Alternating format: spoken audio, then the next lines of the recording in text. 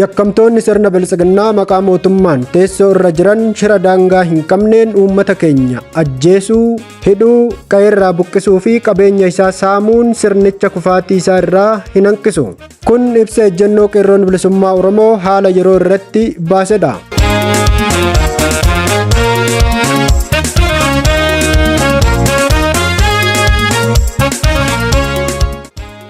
Bilisiginnaan waggoottan 8 kana keessatti saboota, sablammootaa fi uummattoota impaayera Itoophiyaa keessa jiraatan hunda ajjeesaa, ukkaamsee maallaqa gaafachaa, yakkaan mana hidhaatti ugguraa, mana jireenyaa isaanii irratti gubaa, akkasumas loowwan isaanii qalatanii nyaachuu fi qe'ee isaanii irraa buqqisanii onsuun uummata keenya jiruu gadadoof saaxiluun isaa waan haalamuu miti.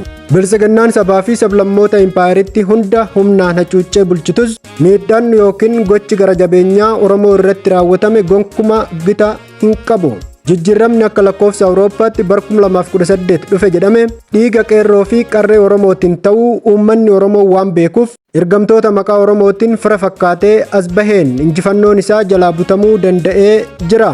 OPDO'n kaleessaa bilisiginnaan har'aa hiree argate hundaan uummata Oromoo dhabamsiisuuf ajjeesuu fi qabeenya Oromiyaa saamuun tarsiimoo isaa waan ta'eef har'a jala bultii kufaatii sirna PP irratti uummata keenya hiraarsuu daran hammeessuutti jiru. Sirni dhufaa darbaan uummata keenya tooftaalee adda addaatiin gargar qoqqoodee akka isaan wal dura dhaabbatan taasisuun umurii aangoo dheereffachaa tureera.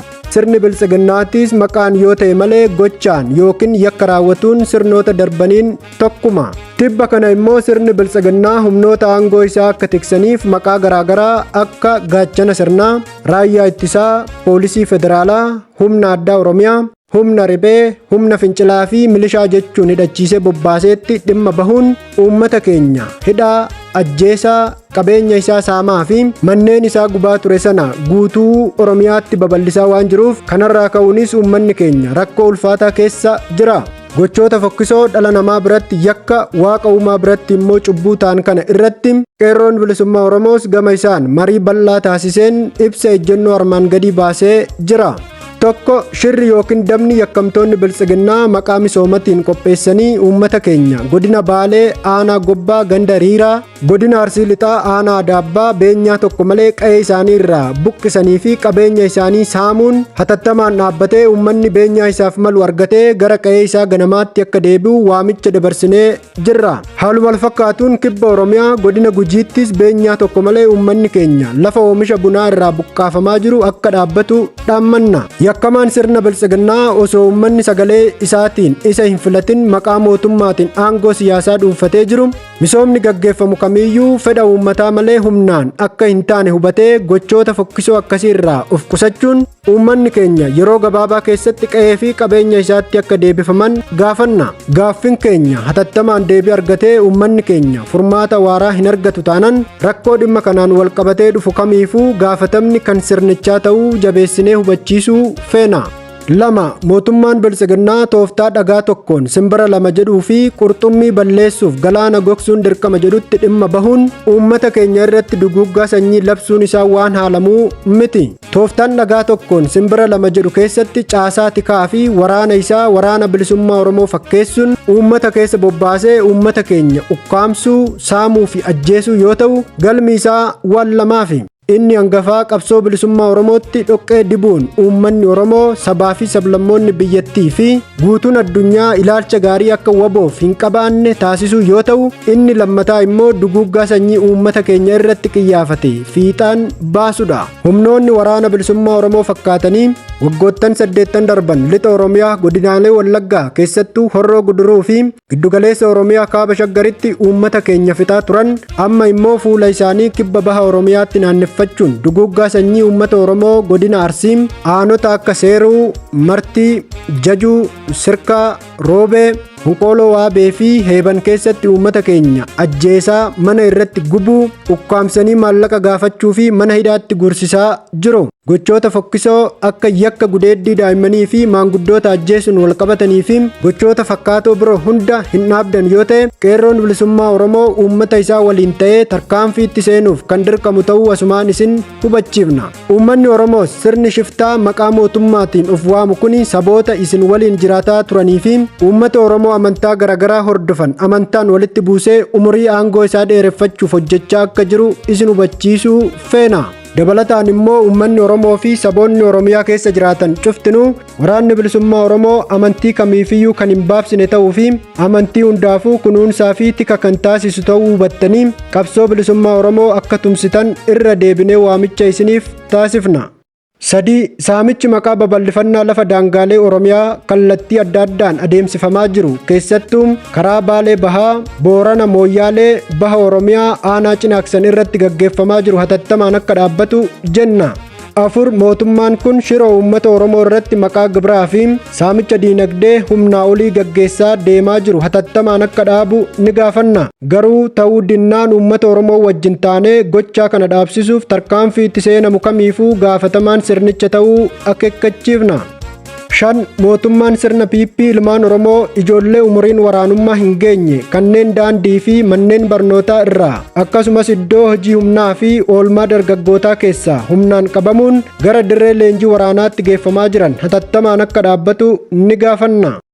6. Mootummaan naannoo Oromiyaa fi Federaalaa garee badii ilmaan Oromoo ajjeesaa fi saamicha irratti raawwatu kan maqaa garee 120 jedhuun leenjii kennee fi magaalaa hanga baadiyyaa Oromiyaatti bobbaasee jiru hatattamaan gochaa fokkisaa kana akka dhaabsistan jenna. Gochi sirna dhablummaan guutamee fi safuu hawaasa bal'aa cabsu kun yeroo gabaabaa keessatti hin dhaabbatu taanaan hawaasni of ittisuuf tarkaanfii fudhatamu kamiifuu itti gaafatamaan mootummaa mataa isaa ta'uu ni hubachiisna.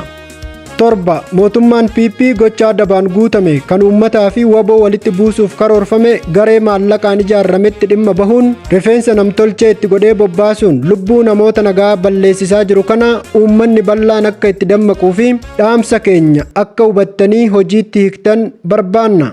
8. Mootummaan bilisiginnaa mala qoqqoodanii bulchuu hojiitti hiikuuf lafa fi nama Oromoo gargar cicciree balleessuuf tooftaan inni sirna bulchiinsa federaalizimii ammaa diigee naannoleen akkaataa teessuma lafaa fi hidhata diinagdeen akka ta'u magaalonni gurguddoon Oromiyaa kan Oromoon wareegama qaalii itti kaffalaa har'a ga'e akka Dirree Daawwaa fi magaalaa Finfinnee naannoo mataa isaanii akka ta'an tolchuu lafti kan uummataa ta'uun hafee kan dhuunfaa akka ta'uu fi sirni bulchiinsa mootummaa paarlaamentarii irraa gara seemii pirezideenshaal akka jijjiiramu gochuu yaaduun rakkoo guddaa baatee sabootaa fi sablammiileetti fidaa jira. Heerri mootummaa PP haaraan barreeffamee diriirfamuuf qophaa'aa jiru kun maastar pilaanii qindaa'atu maqaa jijjiirrate waan ta'eef akeekii isaa Oromiyaa diiguu akka ta'e ifadha. Kunis immoo naannolee hundeessuu irratti akka duraa marii fi murtoo uummataan osoo hin taane sagalee paarlaamaa fi mallattoo pirezidaantii qofa barbaada. Adeemsi sirna bulchiinsaa haaraa tolchuu yaaduu kun sodaa guddaa gaaffii sabootaa irraa kaan irraa waan madduuf mirga ofiin of bulchuu sabootaa diiguuf yaadameeti. Magaalonni akka Dirree Daawwaa fi Finfinnee mataa isaaniitti akka naannootti tolchuu yaaduun wareegama ilmaan Oromoo magaalota kanneen irratti kanfalamaa turee fi itti jiru dagachiisuu fi mirga Oromiyaa irratti dhiibbaa geessisuudha.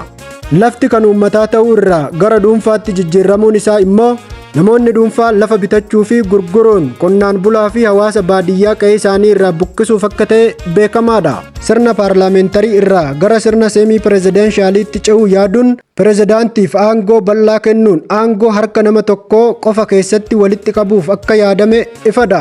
Walumaagalatti heerri haaraan kun federaalizimii sabummaa jijjiiruu, mirga Oromiyaa fi Oromoo irratti dhiibbaa uumuu, sirna abbummaa lafaa jijjiiruu, aangoo mootummaa giddugaleessaa cimsuu fi mirga sabootaa laamsheessuuf waan ta'eef murnoonni bilisiginnaa yakka seenaa kana dalagaa jirtan bakkuma jirutti hin dhaabdan taanan qeerroon bilisummaa Oromoo uummata isaa waliin ta'uun tarkaanfii furmaata waaraa fidu akka fudhatu beeksisuu feena.